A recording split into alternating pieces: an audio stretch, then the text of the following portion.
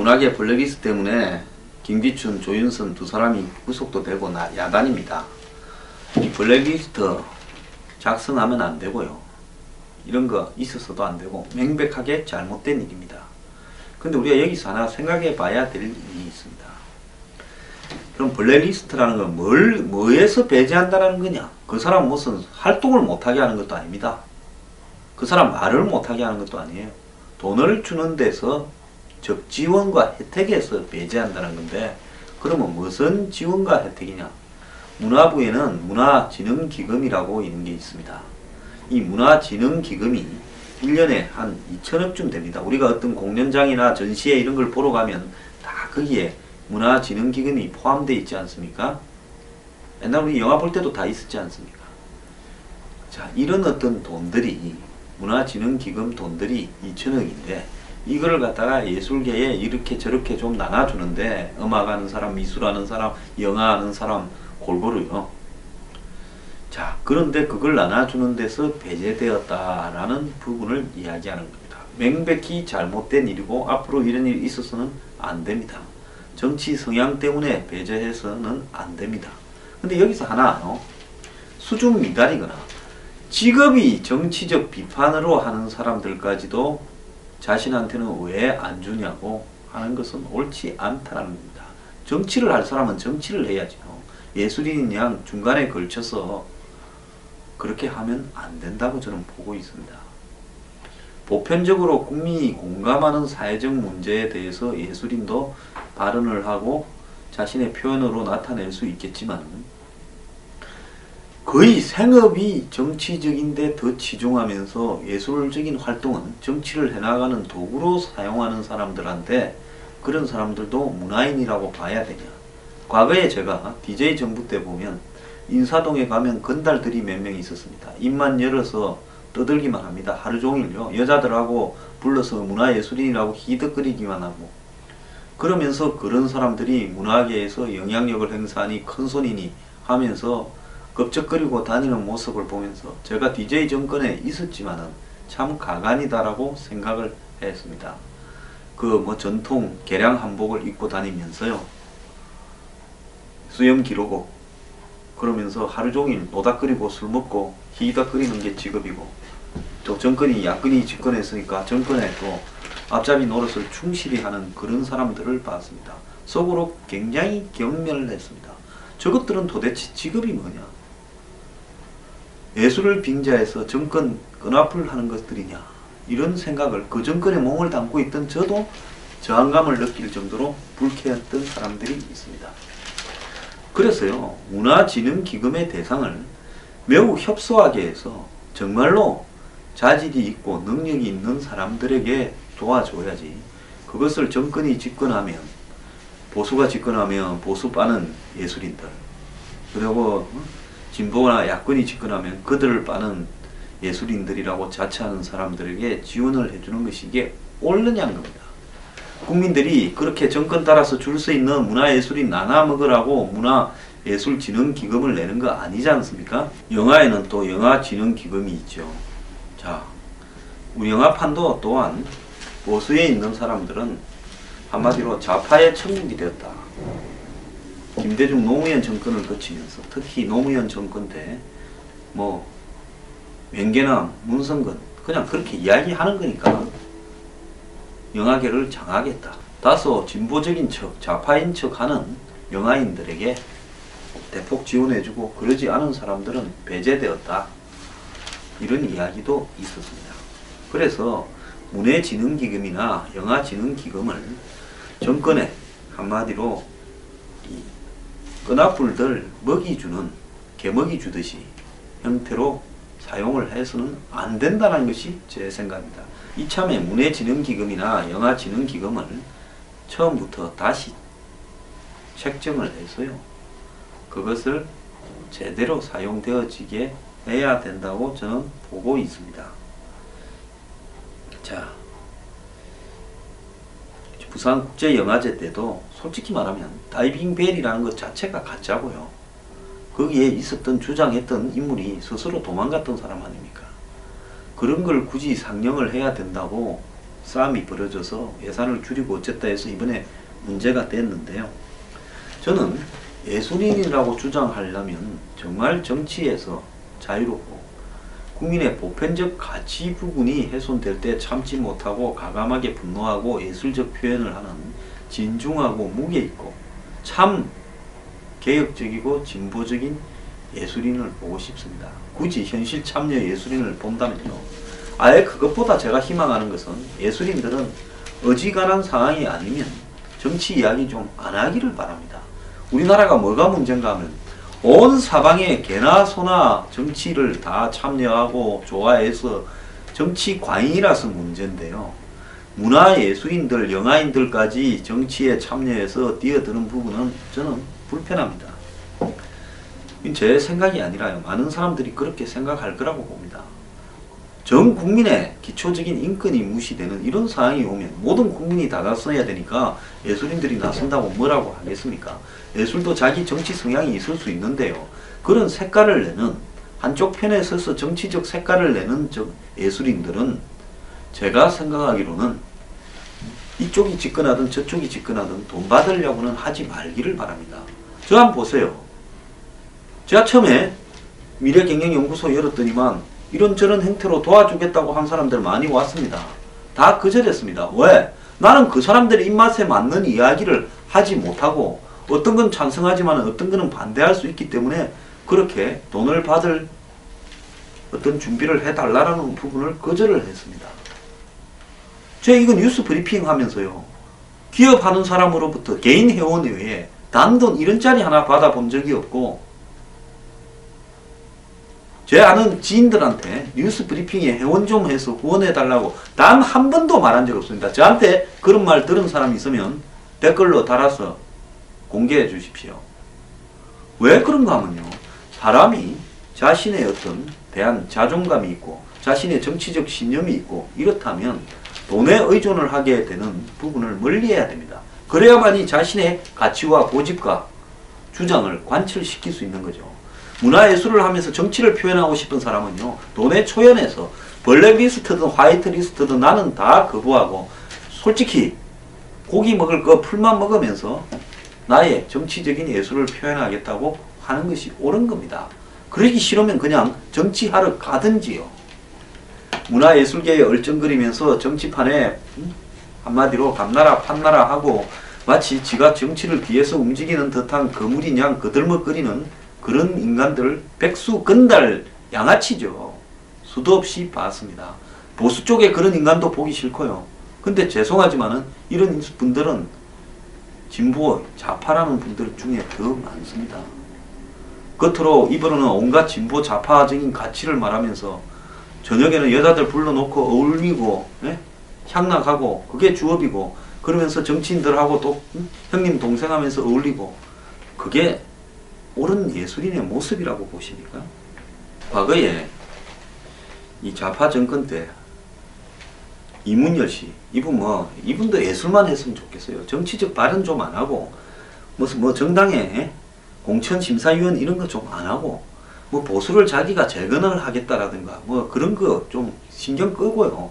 소설만 잘 썼으면 좋겠습니다. 저는 새하국으로 시작된 이문열 소설에 정말 독자였습니다. 어느 순간부터 이분이 쓴 소설을 저도 안 읽었습니다. 자, 이분이요. 김대중 대통령 당시 언론사 세무조사를 비판했다가 정치적 보복이겠죠. 이 좌파 문인들과 단체들이 이분의 책을 관속에 넣어서 장례식을 치르고 태우고 했습니다.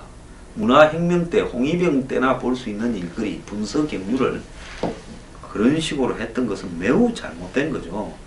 김대중 노무현 10년간에 좌파 인사들이 문화계를 장악해서 순수 예술을 하거나 정치적으로 끈을 안 드는 인사들은 뒤로 밀려갔습니다. 김지미 씨가 영화계에 대해서 이야기한 것도 들었습니다. 어느 순간에 그런 사람들이 밀고 들어와서 영화계도 다 장악해 버렸다라는 그런 말도 제가 들었는데요. 좌파 문화단체인 민회총회 예산 지원이 5배쯤 이렇게 급증을 했고 민회총회 10배가 넘는 순수 문화계 인사단체인 문회위원회는 지원이 격감을 했다는 겁니다. 그래서 이 당시 양 정권은 김대중 노무현 정권은 문화계 인사들을 정권에 일종의 전위대나 홍위병이나 도우미로 끈앞으로 동원을 했던 것도 사실입니다. 자, 그리고 노무현 정권 들어서는 이 영진공이 이제 영진 위로 되면서 영화계도 이제 슬슬 넘어가기 시작했고요. 문화단체와 관련 기관장에 좌파 문화인 출신들이 전부 낙하산으로 내려와 가지고요. 이들이 결국은 이 대선 때도 지지 모임도 하고 노무현 후보 다 했죠. 김대중 때부터 그런 흐름이 연장이 되었어요. 그래서 노골적으로 정치에 참여를 했습니다. 문화부 장관 이창동, 문화진흥위원장 hen기영, 그 다음 국립현대미술관장 김윤수, 국립국악원장 김철호, 이런 인사들이 다 이런 데 개입을 했던 사람들이죠. 그래서 이 노무현 정부는 이런 좌파 코드 인사로 문화계도 싹 썰어버렸습니다. 그걸 우리가 지금 잊어서는 안 되는 거죠. 그래서 문화계에서는 지금처럼 노무현 정권의 이 예산과 그 다음에 낙하산에 좌파 인사들이 집중된 부분에 대해서 순수 문화예술을 하는 사람들이 항의를 했고 2003년에는 연극인 100명이 좌파 민해총 출신의 편파 인사에 항의하는 성명도 발표했습니다. 좌파 문화 정치 끈앞풀들이 문화예술계 끈앞풀들이 순수 예술인 위에 군림을 한 것도 사실이죠. 그리고 이런 사람들은 정부의 수천억 지원금을 타먹으려고 혈안이 된 것도 사실입니다. 이러다가 이들이 야당이 되고 이명박 정부 때부터 숨통이 쫄리고 또 박근혜 정부에서 이 부분을 쪼으니까요. 이들이 이제 들고 일어나서 이렇게 이번에 난리를 친 거 아닙니까? 그래서 이 부분에 있어서 저는 박근혜 정부가 과거에 김대중 노무현 정부가 하던 짓과 똑같은 짓거리를 한 부분에 대해서는 정말 잘못했다. 차라리 문화예술진흥기금은 순수한 예술을 하는 사람들한테만 주겠다. 보수든 진보든 정치를 개입하고 정치와 예술의 경계를 넘나드는 사람한테는 지원을 할 수 없다. 그리고 그 지원 내역은 제대로 쓰였는지 철저하게 감사를 하고 제대로 쓰지 못한 사람들은 고소 고발을 하거나 환수 조치를 하겠다. 그리고 지원 내역들을 다 공개해서 인터넷에 액수 누구한테 무슨 용도로 얼마 줬다고 해서 이 사람들이 제대로 문화예술을 하지 않으면 국민들이 문화예술의 소비자들이 정부에 항의를 해라. 그러면 조치를 취하겠다. 이런 식으로 했더라면 얼마나 좋았겠습니까? 또 미워하는 사람을 담는다고 너가 10년을 오래 들여다보고 있으면 10년 동안 너를 들여다본다. 내지 괴물을 잡으려다가 괴물이 되지 마라 하는 거와 똑같은 일들이 박근혜 정부에서 벌어졌던 겁니다. 자, 오늘 조선일보도 이 비슷한 이야기를 했는데요. 문화부 한 차관이요. 20년 전에 어느 극단에서 일했다가 그릇파는 회사 외파는 생활을 했던 사람을 문화부 산하 기관장에 앉혀달라는 청탁을 받은 적이 있다. 청와대로부터 보통 청탁에 시달리지 않았다. 그래서 도저히 들어줄 수 없는 10여 건의 인사청탁을 거절한 뒤에 해임되었다. 이게 2006년에 노무현 정권 때 문화부에서 벌어진 일이라는 겁니다. 이 차관은 2013년 박근혜 정부에서 장관이 되었는데 이 사람이 유진용입니다. 자, 10년 전에 문화예술계는 개코인사, 연대의 시대라는 말이 돌았다. 개코인사는 개혁 코드 인사, 노무현의 개혁 코드에 맞는 인사를 말하고, 그리고 연대의 시대는 역시 문화연대 출신이 문화 권력의 중심이 되는 겁니다. 이들이 문화 분야의 주요한 기관장들을 싹쓸이 했다는 겁니다.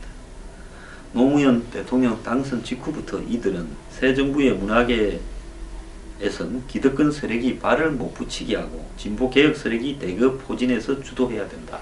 이랬다는 겁니다. 그래서 문화예술계 인사들은 정치색에 따라서 우리 편은 밀어주고 저쪽 판은 밀어내고 이런 게 5년 내내 계속되다가 또 정치판이 바뀌면 또 이쪽에서 저쪽 밀어내고 이번에는 차은택이 총대를 맸는지 안 그러면 최순실이 총대를 맸는지 김기춘이 맺는지 조윤선이 맺는지 모르겠지만은 하는 게 확실히 어설퍼요. 좌파나 진보라는 사람들은 해먹어도 잘 해먹는데 이 어설픈 가짜 보수 은하풀들은 제대로 하지도 못하면서 사고를 쳐가지고 구속되고 난립니다. 도둑질도요 수준에 올라야 해먹는 거다. 그러니까 수준이 안 된 사람은 도둑질을 하지 말고 아까 앞에 제가 한 것처럼 딱 원칙을 세워서 그 원칙에 벗어나면 다 까발려 버려서 문화판에 정치에 좌우되지 않도록 하는 것을 했어야 됐다. 어떻게 똑같이 놀다가 모질하니까 혼자 당하냐. 당해도 싼 겁니다. 원망하지 마세요. 한심합니다. 자, 문화부가 대국민 사과를 했는데 문화부는요 이렇게 말을 했어야 됩니다. 정권이 바뀔 때마다 문화부가 무슨 동네 북이냐. 좌파가 잡으면 우파 쓸어내고 우파가 잡으면 좌파 쓸어내는 데서 우리 부서가 끼어가지고 다쳐서 지금 줄줄이 초상이 날 지경인데 굉장히 부끄럽게 생각하는데 앞으로 문화예술계와 영화계에 정권과 관련되는 일은 정치인들이나 대선 후보들도 좀 장난을 치지 못하게 문화부를 정치의 진공 상태로 좀 만들어 달라. 이렇게 했어야 되는 거 아니냐는 겁니다. 자, 블랙리스트를 비판하는 야권 진보 인사들, 정치인들에게 위선을 느낀다 이렇게 썼는데요. 저도 정말 웃기는 소리 하고들 자빠졌다는 겁니다. 블랙리스트 자체가 잘못됐으니까 비판하고 처벌이 당연하답니다. 근데 너들은 그러면 안 그러고 나았냐? 절대 낫지 않았죠. 저 개인적으로요 노무현 정권 5년이 저한테는 지옥같이 힘들었습니다. 오죽했으면 이라크까지 갔겠습니까? 자, 결국 이렇게 이제 여기서 말을 잘해야 됩니다. 불법의 형평성을 훨씬 저쪽 사람들은 기술도 좋고 테크닉도 좋고 교묘한 방식으로 완전히 장악을 했는데 이쪽에서는 제대로 어설프게 해먹지도 못하면서 장난을 치다가 사고를 쳤다. 이렇게 이야기하는 거는 그냥 이거는 술 먹으면서 하는 이야기지. 이분도 이 칼럼에서 이래저럴 일은 아니라고 봅니다. 그리고 여기서 중요한 것은요. 이번 정권이 그 꼬리를 끊는 확실한 청산을 하지 못했다라는 측면에서는 비판의 소지가 충분히 있고요. 자, 이제 대선 후보들은 누가 되든 문화계에서 장악을 해서 그들의 정치적인 어떤 끈앞으로 이렇게 하려고 하지 말아야 된다는 걸 이번 대선에서 명백하게 우리가 감시를 해야 됩니다. 히틀러가요 괴벨스를 통해서 선전선동을 하고 프로파간다를 하지 않습니까? 문화예술 영화 부분을 이렇게 정치인들이요 집중하는 이유는 좌파 공산당들은 원래 문화선전대를 중요시합니다. 북한도 그랬고 중국도 그랬고 이들은 소련도 그랬습니다.